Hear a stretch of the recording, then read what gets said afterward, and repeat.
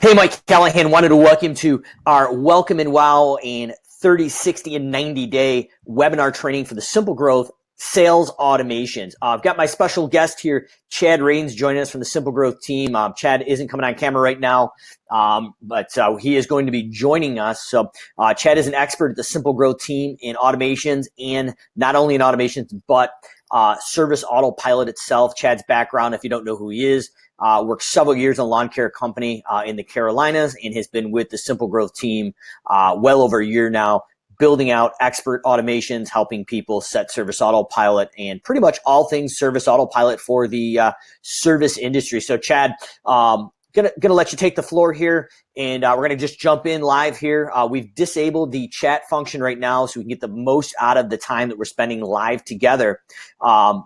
But just basically so we know your time is valuable, we want to make sure we can get to the most important part of this webinar so we can get you up and running. And then once again, just like the other webinars that we've been doing live here, whether you're watching live or on the replay, we are going to set the expectation of in the next 5 business days, we need to get your homework done and you need to fill out the form that we're providing through this process to move you on to the next part of your setup and install. So Chad, without any further ado, the floor is yours. I've kind of popped up the screen here, and I'll manipulate the screen for you here. But first thing we're looking at here, just so everybody on the screen knows where we're at, is we're looking at the sales automation flow chart. And I'll let you pick up, but we're looking at this green area here. This is what we're focusing on today's webinar. Thank you so much, Mike. Yep. So hi, everyone. Chad Rains here.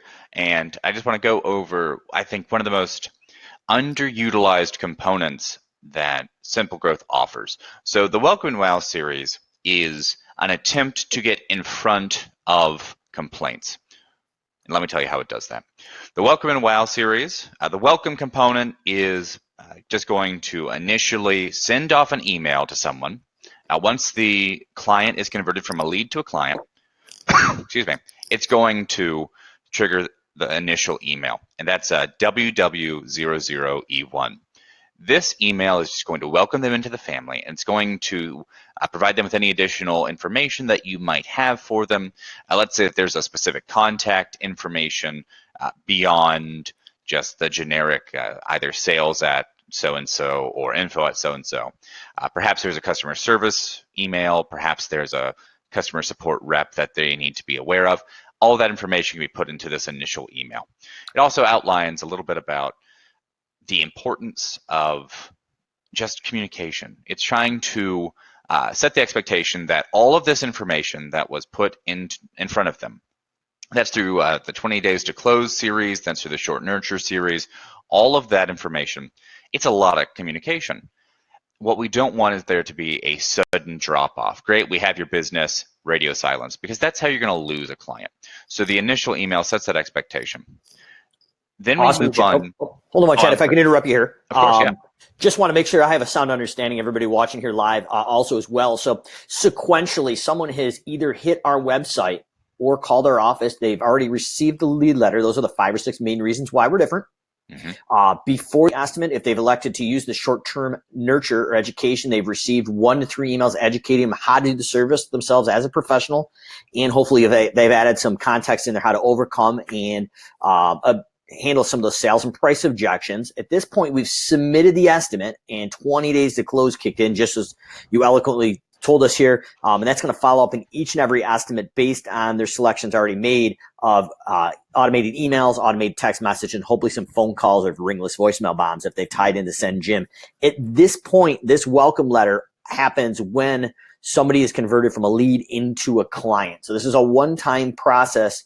To my understanding, the way you're explaining it, they're getting this welcome email. Is that correct? Yes, sir, absolutely. And okay, I do want to. Oh, go ahead.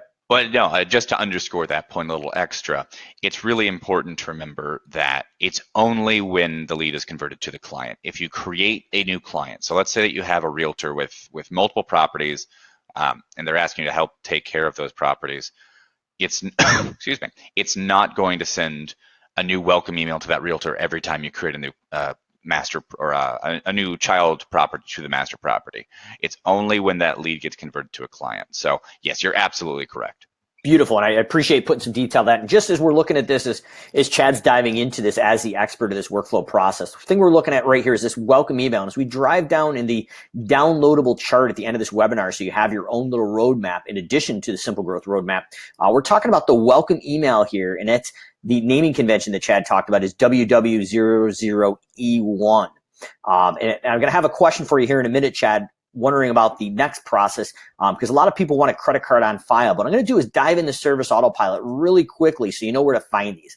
Under name description, if we type in WW, and this is under the gear icon, documents, we're going to name description, type in WW. These are all the documents right here that line up perfectly with your documents here. So this is your homework, the 5 documents, maybe 15 to 20 minutes worth of homework at best. This is going to be a real quick sweep through, and Chad's going to give you some of the expert approaches to the marketing content in here. But as we're doing it, just know that WW, when you put that in the name description here, will load all of those documents. The first one Chad's talking about is WW00E1. That's our welcome email. When we click in there, this is our subject line. Once again, as a quick refresher, the top 3 lines we don't want to touch. We're going to hit edit, and we're going to go in and edit this document. And once you're done, hit save, and that's going to update it live inside the automations.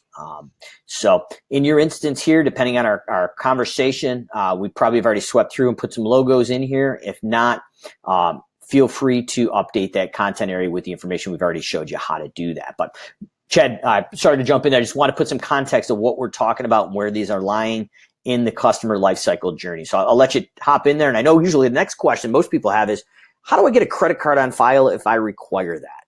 Absolutely, and that's an excellent question. It's a problem that we were trying to solve for a while. And so long as the credit card processor you use is not Authorize.net, for whatever reason, the form does not work with Authorize.net, but so long as you don't do that, we do have a form email. It's WW00E5, as Mike is showing you on the screen right now.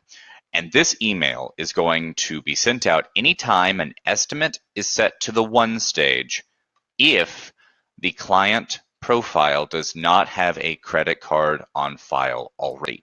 So let's say someone has been with the company for 20 years, they're a very loyal customer, they ask you for an additional service, and then they've never had a card on file. Well, once that estimate gets set from sent to 1, W-O-N, it's going to trigger this email. And Mike, if you want to open that up real quick, we can just show them the button on the back end of it. Absolutely. I appreciate you doing it. Once again, these top 3 lines you don't want to touch. This is your email subject line. That's yours to edit. Please don't touch the top 3 lines, though. Yep, that's how we determine which email goes where in the automation and just make sure everything is functioning correctly when we do updates. But as you can see, there's one thing that I hope really immediately jumps out at you. It's this bolded line. When I was working in North Carolina, I would have everyone from the elderly to business owners who we did work for who would email me all of their credit card information. And it was just mind-boggling. It is such a security hazard. So we have gone ahead and put that in, not only bold, but also at a larger font size. I do suggest that you keep, if not this exact wording, a variation of it. Because people just aren't going to always have the same level of security mindset that they ought to. So just remind them, do not email the card number. Okay, so that's, I just wanted to underscore that. It's very important to me. I never want any of our customers, or really anyone, to be liable for credit card fraud. So that's there. But that button just says click here. You can change the color of the button. You can change the font, all that jazz. But if, actually, Mike, will you go back to that document editor real quick and then click on the button itself? Yes, so over here on the content pane that pulls over, you'll see the URL says form URL in brackets. Please don't remove that. Don't put a space in there. Really don't touch it. Underneath that, where it says button options, you'll see background color, text color. You can change all that if you want. Feel free. However, the form URL is what allows it to access the credit card form itself. So just make sure that when you're editing that you don't remove that. Also, Mike, if I could have you scroll down just a little bit, then you're going to see right there, it says border radius. It's just tucked away. That's what rounds the corners. And Mike, if you'll set that to 0, just real quick. There we go. See, it's a square again. So just be aware, if you don't like the shape, if you prefer your buttons to be round, if you want them to be square, a border radius is how you affect that. But that, excuse me, that is what's really important concerning this email on a document side. Again, just to go back over it, on the automation side, once the estimate is won, so long as a credit card is not already on the client file, it will provide you, it'll just automatically send out. Anytime that estimate gets won, it'll send them the credit card option. So that way we can get that card on file, we can just reduce that. We can also take that off of the CSR. We're no longer requiring someone in your office to remember, oh, look, in my flow chart of things I have to do, the estimate has been won. I now need to go and send them the credit card form or call them about it or what have you. On the other side, let's say that someone does call you and they're ready to buy. They ask you to send them an estimate for their records, but you know that they're going to need a card on file. If you go ahead and get the card on file before the estimate has been set to 1, then the automation will detect that there's a card on file, and then it won't send that form and pester them. So just be aware that we're not trying to ever agitate or antagonize any of your clients. They're still going to have the opportunity, if they don't give you the card on file, over the phone, but if they do, it won't follow up with them. So that's just that extra little bit of security to make sure that we're not inundating them with cruft. Thanks for that, Chad. That's awesome. So if I'm understanding right, then if there is a card on file, there's some logic built in the back end that will not prompt for a new credit card request. Yes, sir. Exactly. Yep. Awesome. And that's just sometimes you will have clients who are particular, and if they get the sense that you haven't paid attention to one of the steps that you already took, then they might take umbrage or take offense at it. So we're just trying to make sure that everyone is as happy as they can be, and that we still get that card on file ASAP. Perfect. So quick refresher here on the document editor. We don't want to touch the, when we click on this here, there is a form URL here that we do not want to touch, and that's obviously important. Yes, sir. If you scroll up on the content pane over there, you'll see. Yep, the right form here. URL. And if we do want to make this square, we can turn this area to 0. But right now, it's kind of hip to be square. So, it's all right. So we'll see. It's up to you which way you want to go. But once we're done, obviously, always hit save. And just bringing it home, Chad, here, the next thing that a lot of our consumers are really concerned about, especially in my service business, is following up in the first 90 days for reoccurring services, because most cancellations, from what we find, happen in the first 90 days. So we built the 30, 60, and 90-day process to follow up on only reoccurring services. And then if it's a one-time service, Mr. Rains here on the call built in some logic to only follow up once if it's a one-time service in our automation. So, Chad, I'll let you kind of dive into the details of the 30, 60, and 90 follow-up, and then that should conclude our webinar today. And then the areas of happy holidays and newsletters are going to be tackled on our 5th and final webinar. But right now, to bring it home, Chad, can you dial in on the theory and process behind our 30, 60, and 90-day follow-up? And I'll pull down here on the screen to show everybody what those documents are. And then as we go in, we can go into the document and take a look at those as well here. So go ahead, Chad. Absolutely. So 30 and 60 and 90 days are important for a number of reasons. As Mike outlined, there's a surge of cancellations at that time. There's also a surge of frustration. If you're only doing a monthly recurring service, then obviously people are going to have had time for that second service, or they're about to receive that second service. Alternatively, if you do weekly or bi-weekly, they've at least had enough opportunities to see the quality of your work more than once. So the question becomes, how do we get in front of them? And what I mean is, we had all of this communication that we've already performed in the process of converting them from a lead to a client. Now we need to take it home. We need to make sure that if they have any concerns, if they have any frustrations, that they have the opportunity to respond to your prompting, not that they are going to take it upon themselves to alert you. Because if I have not heard anyone ask me how I think the service is gone, and then it's been 30 days, if I'm mad, if I'm getting frustrated, if I'm like, oh, they keep missing this, once I have to email or call you, you are on the wrong foot. You are already on the defensive, which is bad. We don't want that. So the 30-day email gets sent out. It says, hey, it's been 30 days since you joined. I'm, just reaching out from so-and-so company, making sure everything's doing well. Is there any way that we can improve? It's a very soft touch in the framework of trying to get in front of problems and encourage them to say, yeah, actually, you know what? There is this one thing. I've been thinking about telling you about it. It's not that important, and we want to do that because there's so much communication. And as we'll discuss in the next seminar, we are also following up with Happy Holidays and Short Nurture and newsletters and all this stuff. We have so many ways of trying to get in front of people, but the 30, 60, and 90 day is just going to give them that opportunity and that encouragement to say, hey, actually, I would love for blah, blah, blah to happen. And that way we're continuing the communication and we're really just trying to establish that firm framework. And that happens again on day 60, where it says, oh my gosh, I can't believe it's been 2 months since you signed up. That's incredible.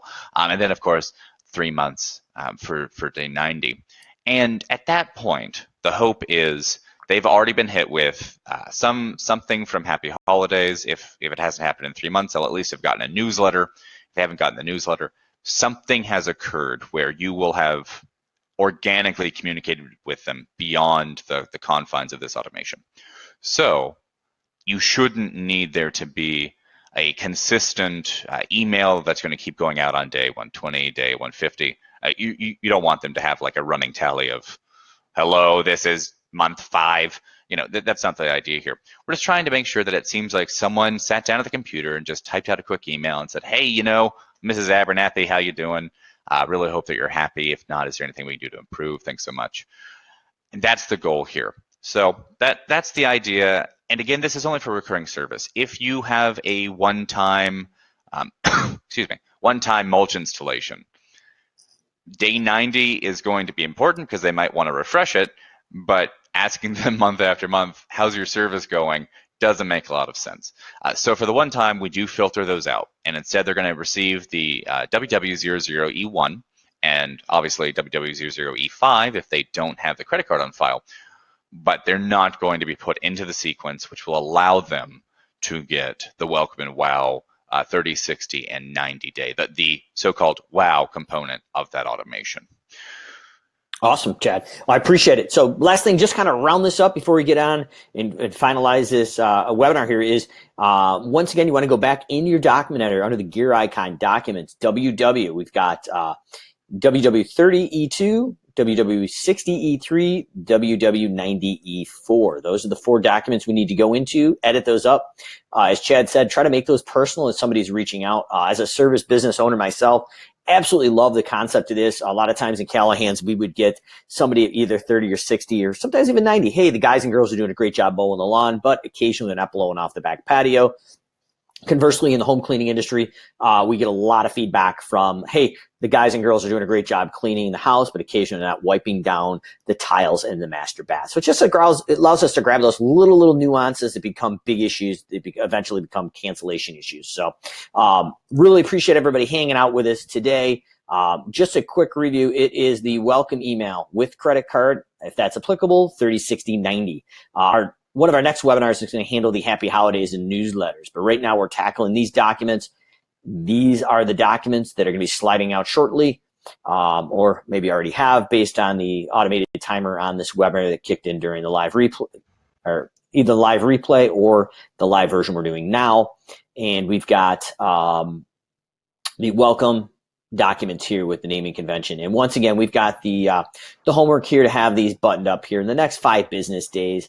You're looking at probably 30 to 45 minutes on the high side. My guess is maybe 15 to 20 minutes really to have this buttoned up. And just to jump in real quick to differentiate these documents from, excuse me, from the other documents, we do have a form of suggested content already present inside of each one of these documents. That way, you aren't working from just a blank shell. You do have an initial jumping off or first draft. Awesome. Great. Well, I just wanted to finish this up. Thank everybody for hanging in there. Appreciate your business with Simple Growth. And we're trying to just drive you to the finish line. Remember, if you get hung up on any of these, first draft is better than no draft. Or as Ryan Dice says, half-ass is better than no ass. So either way, we can go ahead and update these things throughout the process.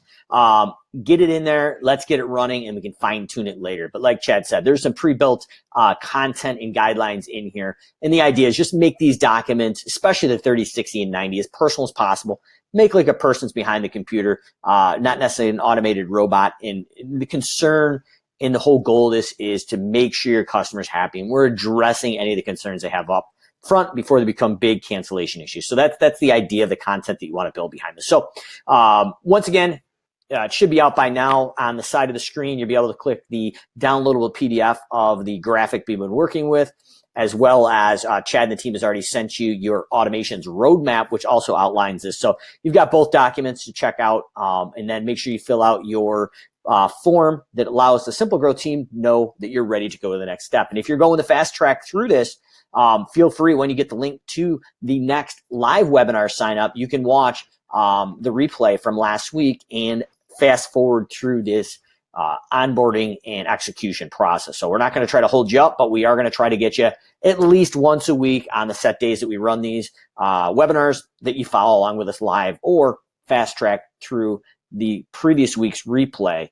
Or if you're out in the field still and you can't make these live events, you can watch the replay and still move it along just as fast as everybody else. So thanks again, Chad. Really want to appreciate your time today on this webinar, and we'll see everybody else on the next upcoming webinar to get your automations to fruition at the finish line. Thanks so much, Mike. I'll see you then.